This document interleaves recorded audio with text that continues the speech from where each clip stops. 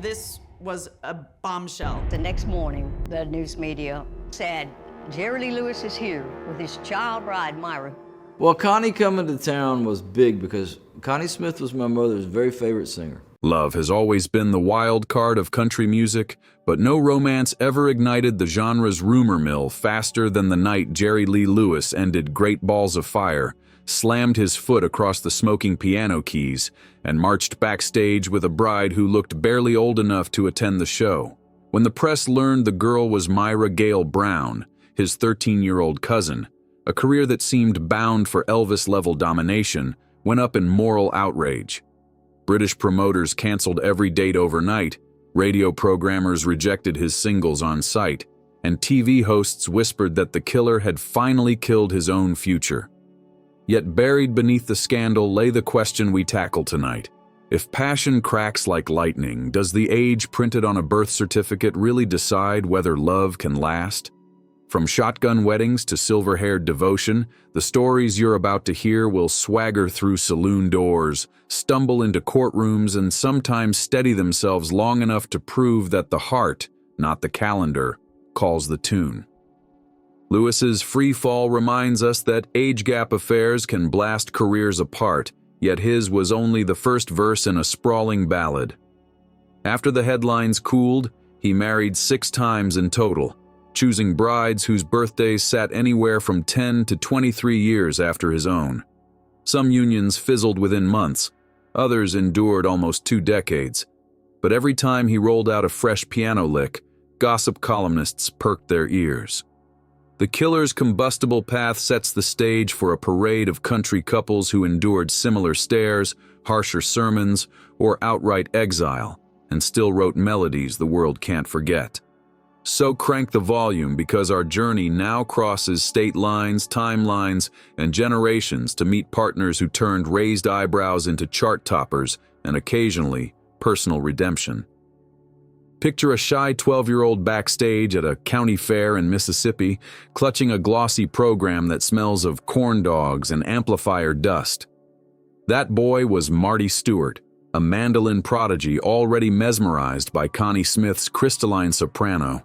He blurted out with a seriousness no preteen should possess, "I'm going to marry you someday." Smith, 17 years older and politely amused, signed his booklet and moved on, never dreaming that destiny had just shaken her hand.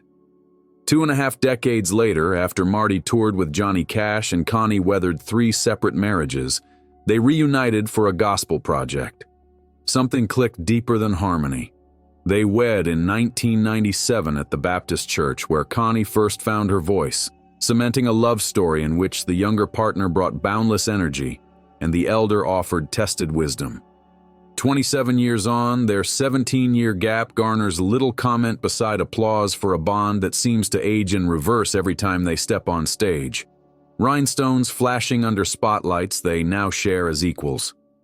If Stewart and Smith deliver fairy tale innocence, Waylon Jennings and Jessi Coulter supply outlaw electricity. When they met in a Phoenix studio in 1969, Jennings was already a hard-living renegade 10 years older, nursing amphetamine habits and industry grudges the size of Texas. Coulter, a gospel-trained pianist with desert flower grace, saw through the grit. Their music collided first. She sang harmony on "Storms Never Last," a title that would become the ironclad promise of their marriage.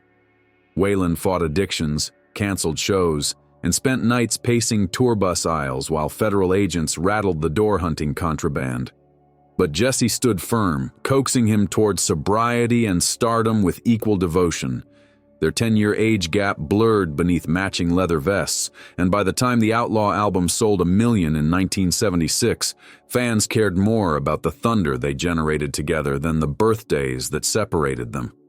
Waylon's 2002 passing ended 33 years of restless, relentless partnership, leaving Jessi hugging a guitar that still smells like nicotine and adrenaline. Another renegade, Merle Haggard, rolled through 4 failed marriages before spotting 20-year-old Teresa Ann Lane serving drinks in a California club. He was 41 and world-weary from prison bars and tour bars alike. Friends joked he was chasing yet another exit ramp from loneliness, but Teresa challenged him instead.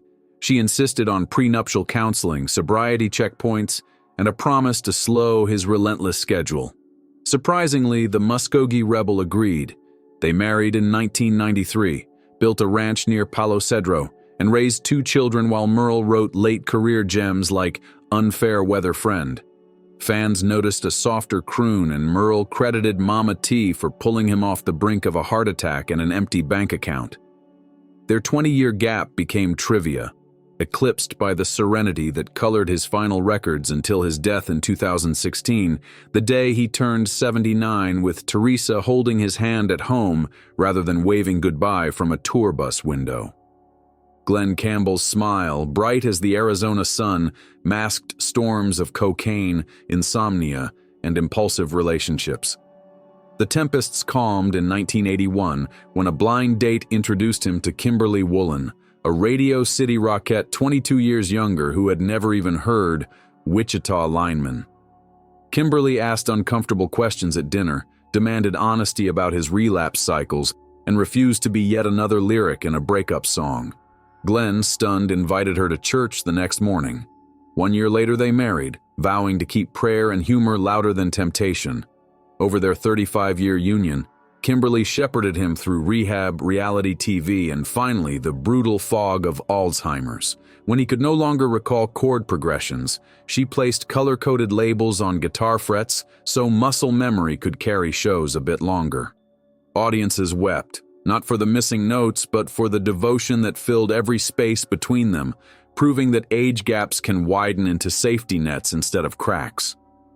Kristofferson met attorney Lisa Myers after fainting from exhaustion on a Malibu tennis court in 1982. At 46, the Rhodes Scholar turned barroom poet was battling career doubts and chronic memory loss. Lisa, 20 years younger, stabilized him with courtroom precision and a nurse's tenderness.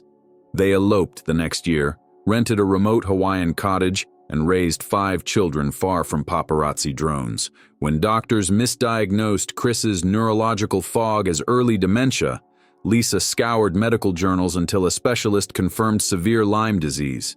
Aggressive treatment restored the legend's wit, and he now jokes that Lisa not only saved his mind but negotiated the peace treaty between his restless spirit and his aging body. 40-plus years on, the couple still surfs at sunrise, living proof that an age gap can become a bridge long enough to walk someone back to themselves. If you think only headline hogs need rescuing, consider Hank Williams Jr. After a near-fatal mountain fall shattered his face in 1975, Hank Jr. rebuilt both jawline and identity, morphing from copycat of his father into full-throttle Southern rocker. In 1985, he also rebuilt his heart, wedding Mary Jane Thomas, a model 16 years younger who met him on a music video set. She grounded the rowdy legend for 31 years until her tragic passing in 2022, proving that the right partner can steady even a man famous for asking Monday Night Football fans if they're ready for a party. Another long shot paid off when Lee Greenwood, fresh off 3 divorces, met former Miss Tennessee Kimberly Payne, 25 years his junior. Industry insiders snickered that pageant sparkle wears off fast, yet 33 anniversaries later they still slow dance backstage, while Lee's patriotic anthem rattles arenas. And let's not forget Ray Price, the velvet-voiced Texas gentleman who married Janie Maupin in 1970, despite a 20-year delta. She quit nursing school to manage tours and decades later hospice care, staying beside him until his last 2-step in 2013. 3 pairs, 3 different flavors of fame, 1 identical answer to the age gap riddle. Commitment outshouts commentary every single night. Age disparities can flip the script entirely when the woman outruns the man. Dottie West blazed that trail twice. First, she married drummer Al Winters, 23 years younger, at the height of her crossover fame in 1984. Their Vegas nights sparkled but drained her finances faster than royalty checks arrived. After bankruptcy, Dottie sought solace with songwriter Byron Metcalf, 12 years her junior. Yet tragedy struck when a car crash claimed her life in 1991 before they could rebuild. Tammy Wynette also danced through public judgment. Her union with producer George Ritchie carried only a 7-year spread, but mountains of rumors about controlling contracts and secret painkiller dependence.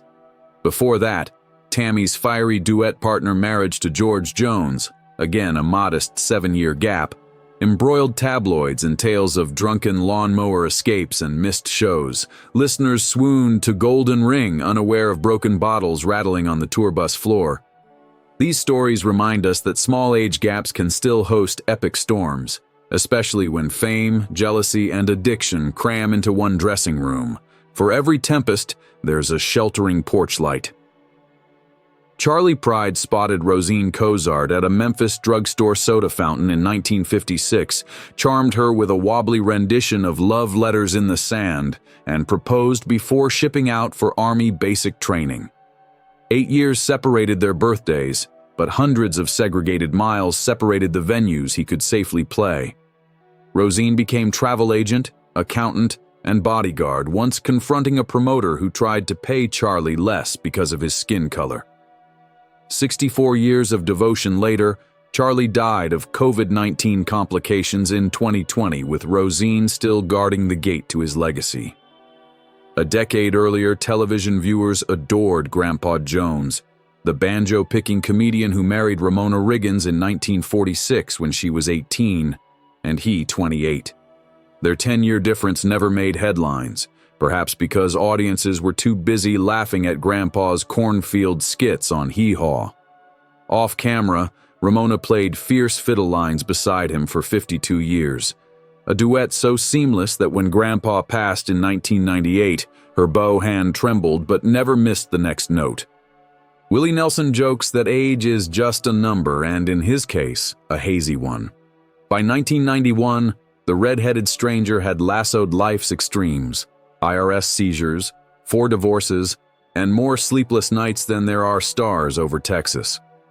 Then he met Annie D'Angelo, a makeup artist 16 years younger, on the set of a television movie. Instead of running from his chaos, Annie color-coded it, organizing taxes, vitamins, and set lists, until Willie's legendary tour bus finally felt like a home rather than a hiding place. They wet on the front steps of their Austin ranch and have laughed through 3 decades of hemp legalization debates, twin sons, and one near-fatal lung collapse that Willie beat with Annie's herbal remedies and stubborn prayers. A similarly steadfast script unfolded for Jim Ed Brown, 1/3 of the Browns, who married Becky Perry in 1963 despite a 9-year gap and skeptical Nashville whispers. They stayed together until his 2015 passing, recording a final duet aptly titled In Style Again, proving that harmony deepens when headlines fade. Sometimes the math swings the other way entirely, tilting younger woman toward older man with combustible consequences. Few flames burned hotter than Tanya Tucker and Glen Campbell. She was 21, he 43, both riding chart highs when their affair erupted in 1980. Glen's marriage was dissolving, Tanya's innocence dissolving faster, and tabloids devoured every spat that spilled from limousines. Cocaine, smashed guitars, and one televised fistfight sent sponsors fleeing. After 2 years they parted, each writing songs that sounded like ripped diary pages. Today, Tanya recalls the romance as thrilling and terrifying, proof that a 22-year gap can stretch into a canyon when both partners stand on opposite cliffs of maturity. For viewers at home, it served as a cautionary tale. Age disparity alone doesn't doom a bond, but add fame, narcotics, and insecurity, and even seasoned musicians can't find the right key. Yet if disaster teaches, these two learned enough to rebuild individual careers and, in Tanya's case, win a Grammy decades later. If these sagas feel contradictory, that's because our attitudes toward May-December unions have evolved almost as wildly as the sound of country music itself. In the 50s, moral watchdogs wielded more clout than streaming numbers. Jerry Lee Lewis broke an unwritten code and paid in canceled gigs. By the 70s, outlaw culture swaggered in, guitars got louder, and critics spent more ink on Waylon's drugs than on his 10-year spread with Jessi. Fast forward to the 90s, and a younger wife seemed almost predictable for legends like Hank Jr. The gossip didn't disappear. It just moved from print to talk shows, then to social media threads where anonymity fuels quick judgment. What changed wasn't the math. It was the narrative power shifting from gatekeepers to audiences who could tweet their hot takes in real time. Add gender to the equation, and the bias sharpens. When Dottie chased younger lovers, commentators framed her as impulsive. When Merle did the same, they called him romantic. That double standard still echoes, though new generations of fans, raised on genre-blending playlists and open conversations about consent, increasingly shrug at an adult couple's age difference and focus on whether the relationship looks respectful, balanced, and happy. Caretaking often becomes the hidden chorus in these romances. Younger partners sometimes shoulder nursing roles long before their peers confront similar realities. Kimberly memorized medical jargon to navigate Glen Campbell's Alzheimer's. Lisa Myers hunted down misdiagnosed Lyme doctors for Kris. And Annie D'Angelo learned herbal pharmacology to calm Willie's battered lungs. Yet caretaking isn't a one-way street. Rosine Pride says Charlie's nightly encore of "Kiss an Angel Good Morning" kept her hopeful through miscarriages and long bus rides. Ramona Jones jokes that Grandpa's constant punning protected her from stage fright more effectively than any tranquilizer. Even Jerry Lee Lewis, vilified for scandal, dedicated late-night practice sessions to teach Myra chord progressions so she could collect her own royalties after their divorce. When love works, the exchange of support outweighs calendar math. Vitality meets wisdom, freshness meets experience, and both partners wind up writing chapters neither could craft alone. Sociologists call it the complementary exchange model. Country singers call it finding someone who gives you a reason to write the next verse. It is precisely this push and pull, mature perspective paired with youthful momentum, that has driven some of the genre's most daring musical leaps. From Willie's jazz-tinged guitar phrasings, encouraged by Annie, to Marty Stewart's psychedelic string bends, sparked by Connie's vintage gospel records. Of course, not every gap turns poetic. Power imbalances lurk where age meets fame, and country music has not escaped the reckoning ushered in by the broader Me Too era. Critics argue that youthful partners may feel pressured to tolerate bad behavior in exchange for access to industry circles. Tanya Tucker admitted she stayed longer with Glen Campbell, partly because walking away felt like abandoning a mentor. Mary Jane Thomas once told a friend she worried that Hank Jr.'s legacy would overshadow her own identity. Even Kimberly Payne endured rumors that she married Lee Greenwood for a spotlight she never actually sought. She responded by earning a degree and launching a nonprofit while raising sons out of the limelight. These examples illustrate that agency, not age, decides fairness. A 23-year chasm can feel safe when both sides respect boundaries, and a 7-year gap can feel toxic when manipulation creeps in. Modern audiences, empowered by documentaries and direct artist access on social platforms, have become sharper at distinguishing the difference. They reward couples who model equality, like Willie and Annie alternating charity projects, and they hold accountable any superstar whose romance smells like exploitation rather than inspiration. As listeners, we play a role. We can celebrate music born of healthy collaboration while challenging narratives that glorify control disguised as devotion. So after our whistle-stop tour through scandals, second chances, and steadfast serenades, what verdict can we stamp on age gap love? Country music refuses to settle on one. It shows Jerry Lee Lewis facing shut doors and Charlie Pride opening new ones through decades of devotion.